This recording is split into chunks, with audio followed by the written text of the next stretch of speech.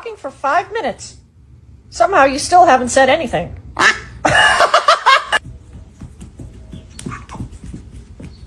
I don't know what you're doing, but confidence is definitely doing all the work. That's a mirror, genius. You finally found someone who looks exactly like you. That's my seat. Congratulations. You've officially chosen the wrong bird to annoy.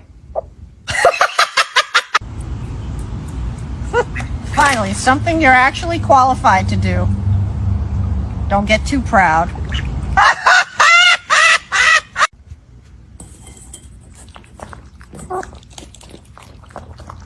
That's my food, buddy.